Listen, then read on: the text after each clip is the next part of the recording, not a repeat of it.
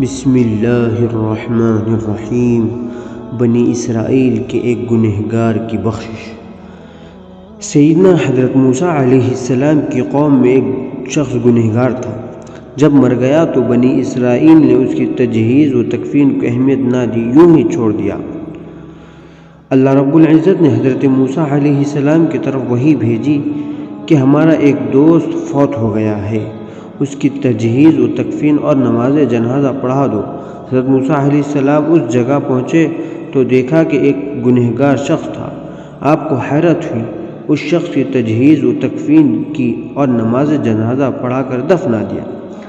بعد میں اللہ رب العزت نے فرمایا، اے موسیٰ، تھا وہ واقعی بہت گنہگار، مگر اس کی عادت یہ تھی کہ کبھی توریت کھولتا اور حضرت محمد صلی اللہ علیہ وسلم کے نام کو دیکھتا، محبت سے اس کے نام کو چومتا، اسے آنکھوں سے لگاتا اور آپ کی ذات طیبہ پر درود پڑھتا۔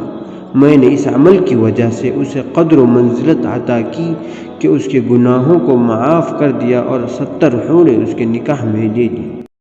السلام علیکم، ہمارے چینل کو سبسکرائب کر لیں، ہمارے آنے والے ویڈیوز آپ تک پہنچ سکے۔